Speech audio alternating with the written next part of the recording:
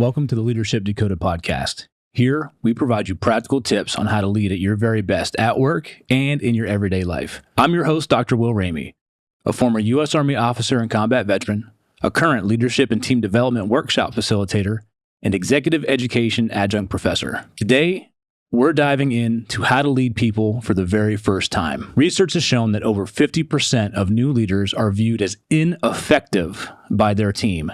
Not because they're bad people, because they haven't been shown how to lead. In this episode, we're going to get into how to set your mindset, communication skills, and avoid those common mistakes that first-time leaders tend to step into. Let's dive in. It takes time and effort to create a high-performing team. Leadership abilities is one of the most important areas to focus on for team development. Dr. Will Ramey understands the impact that leadership can have on team performance. He's led a wide variety of teams in the U.S. Army and corporate companies, from being a first-line supervisor to a senior-level leader. His programs focus on experiential learning for immediate application, transformational growth through mindset and behavioral shifts, and sustainable change to drive long-term success.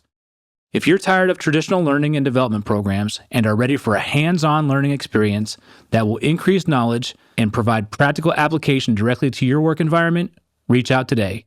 Visit drwilliamramey.com to find a solution for your team. Dr. William Ramey, positive mindset, proactive approach, proven research. Before we get started, I want to help you accelerate your learning, accelerate your journey as a new leader. Head over to drwilliamramey.com. I've developed your free 5-step guide on how to lead people for the very first time. This is your no BS playbook if you're stepping into leadership, if you're new to leadership and being in a formal leadership position, on how to connect, communicate, build a team around you, and do some self-reflection so that you can accelerate your leadership skills. Okay, so today's episode is all about leading people for the very first time. Sometimes that can feel like you're juggling knives in the middle of a tornado. You've got expectations from above. You've got expectations from below.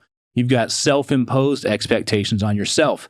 So, how can you step into this fray of being able to lead people, get things done, stay in balance, and come away with some positive outcomes for your team and show that you are a true leader of people? So imagine this, like on Friday, you're the top performer, and then come Monday, now you're leading people who you were just a member of their team. There's no guidebook sometimes, there's no training sometimes, and that's what we're here to get into today. Let's get into a couple learning points here. First, for yourself, you're not broken. You're just new. You're doing something new for the first time. A lot of new leaders think of themselves as needing to be an expert. Because you were a top performer at the job that you just did, now you're going to lead people, and you all of a sudden have a magic wand waved on you, and you have this title, quote unquote, of being a leader, and you put yourself into these self-imposed expectations. Well, think about it. If you don't have a model, if you haven't been taught, if you don't have someone to kind of coach you through the way, you're doing something new for the first time. Research has shown that 60% of new managers receive no training before taking on a leadership role. So you're not failing, you're just learning. Step back into something brand spanking new, and you're learning how to do it. So give yourself permission to feel overwhelmed. Give yourself permission to feel the stress of leading a team of people. That's not weakness, it's growth. When you have the permission, you give yourself permission and acknowledge those feelings, and you connect it to a why, which is most likely your sense of purpose and your sense of desire to do good as a leader, then you can take that combination of acknowledging a feeling, connecting it to a situation, and then do something about it. You can put it into an action plan. So I remember the very first team that I led when I left the military. I was working at a distribution center for a retail company, Fortune 500 company, and I thought I knew what it meant to lead people. I've led people in the military. I got out. I was a lieutenant. I've been deployed.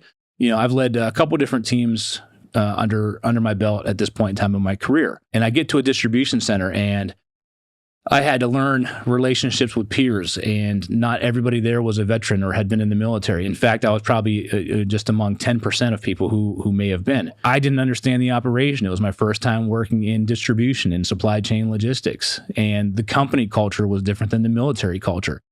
So these feelings of having to acclimate to life outside of the military, having to acclimate and align to a new company and their purpose, having to build new relationships, having to build trust with my team as well as my peers, as well as my boss, and understand and balance all that expectations, man. You had to be really good at juggling. So I didn't know the ins and outs.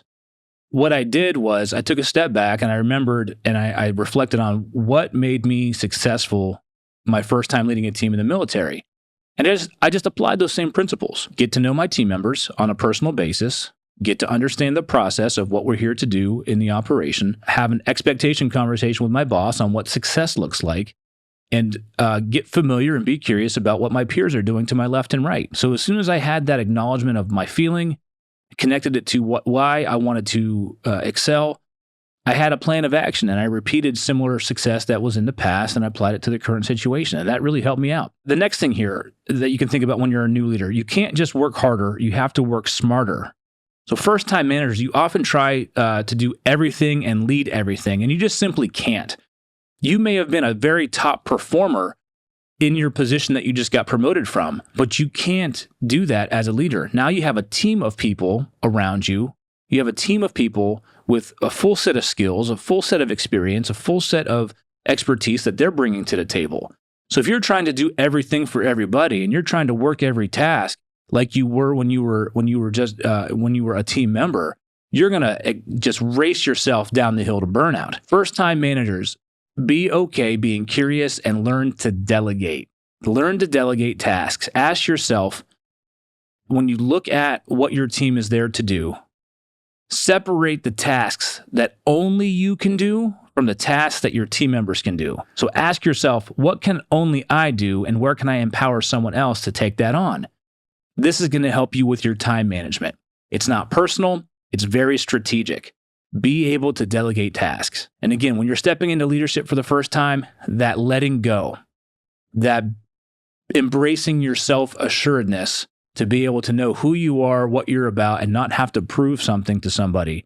Let go, build trust with your team, empower them, delegate tasks, and retain only things that require your presence, your skills, or your position. The next thing for new leaders, clarity beats control. Think about this. In dynamic teams, the number one way to drive performance is clarity, not through micromanagement.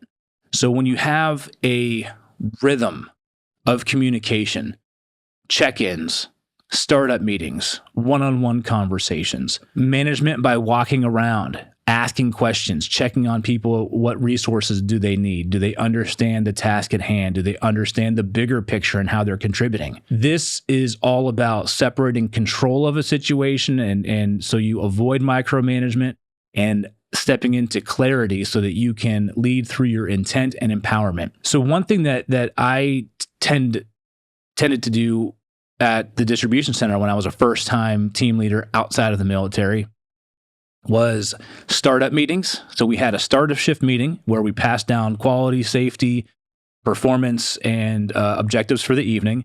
We stretched, and that was my check-in time with people. I'd try to, maybe tell a joke, lighten the mood, have some humor in there, and really just lift the team up as we get started for the evening. And then throughout the night, I made sure I made my way around that distribution center to check in on people. How are you? How's the family? What's new? How's tonight going? Do you have everything you need? Is there anything in your way? Are you falling behind? Where can I help? And it was just this being able to be out and be present and be visible and be supportive of my team that allowed everyone to stay in sync. I was the connection point. So if I had a team that was working a certain function and another part of my team was working a different function, I was the go-between and made sure that they understood what was happening. They understood what's happening left and right. And we stayed in balance that way. That was my down and in. I also had opportunities to check in with my peers throughout the night, so we kept the entire operation in balance. So startup meetings, check-in meetings, and then we had quarterly one-on-one performance conversations where we covered things like quality, we covered safety, we covered productivity, we covered company culture with them. There wasn't a day, a week, a month, a quarter that went by where I wasn't constantly in communication with my team in either a formal or informal capacity, some way, shape, or form. So as a new team leader, sometimes it's all about just being present and adding clarity to the conversation, to the task at hand. Another thing for new leaders to think about is influence up and coach down. So you now have two jobs. You need to support your team and advocate for them with senior leaders. So you want to be able to influence up that supervisor above you and showcase what your team's doing well, who on your team is developing, how you're contributing to your team's success. So it's not all about you, it's about your team. Up and out and down and in. When you think about focusing down and in, you want to coach your team members to be able to perform better, to grow their careers, to seek initiative and try new things and be creative when finding ways to be more efficient or more effective within your operation. Learn to speak to your team's wins in the rooms where they are not. So that is a trust builder, that is a confidence boost, and that's a way for you to showcase your team members' wins and how you're leading through others. And with your team, build trust by holding those developmental conversations, not just about performance objectives, not just those status updates, but those development conversations in them as a professional and as a member of your team. One way that I do this is when I mentor people, now that I'm in a position of more senior leadership, when I mentor people, I mentor the person. And I open up with that. I take a very holistic approach to be able to invest time in you, your career, wherever that path may be, within the organization or outside of the organization, because you never know where someone's going to end up on their career path. So I take the approach of being able to coach somebody for performance today and mentor somebody for the long term on where they're going to contribute and be at their very best, and hopefully retain them within our organization. And one last thing here for new team leaders. Conflict isn't the enemy. Avoidance of conflict is. Most first-time managers tend to avoid conflict. It's uncomfortable. Sometimes it's with people who you were recently a peer with. Sometimes it may feel personal as a new team leader. But remember, reframe conflict as being healthy and an opportunity for growth, trying something new, and coming up with the best solution to a problem. So you can use a simple script when you have an observation of something going wrong or something going awry, something to the effect of, here's what I'm noticing, here's how it's affecting the team, and here's what we need going forward. Deal with the behavior, not the person. So you can frame this in a couple different ways, and I have a few different episodes on framing difficult conversations. Think about having the observation stated clearly, the behavior that you saw and the impact it's having on your team, and you'll go through and be able to resolve that conflict a lot more effectively with a lot more confidence. You don't have to be a perfect leader to be a great one. You just need to be committed, be curious, and be consistent. So a challenge for you here, new team leaders. Pick one conversation out there that you've been avoiding. You know exactly what it is. Pick a conversation out there that you've been avoiding. Pick a topic that you've been avoiding that you know might be tough, whether it be with a peer, whether it be with a team member or a senior leader. Frame that conversation, schedule it this week, have the courage to step into that conversation and start practicing leading your team. And that's exactly what it is practice. You've got to be able to go, execute, assess, and go back and do it again. Just like a member of a team, leading people takes practice, it takes commitment, it takes being in the moment. It's a contact sport, so to speak. So your team isn't looking for you to be a superhero. They're looking for someone that sees them, that hears them, that supports them, that shows up for them. And that can be you starting today.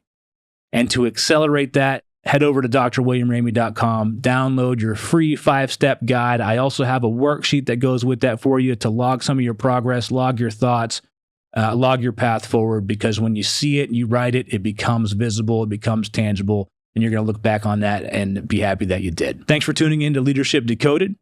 If you enjoyed today's episode, give us a like, drop us a comment, or download and share it with your fellow leaders, because knowledge is power. Share what you're learning so that everybody has the opportunity to lead at their very best. And if you're interested in keeping the conversation going, let's connect. You can find me on LinkedIn at Dr. William Ramey, on Instagram at Leadership Decoded Pod, and Will Ramey 1. That's Will Ramey and the number 1. I appreciate you. Thanks for tuning in, and I'll see you the next time you press play.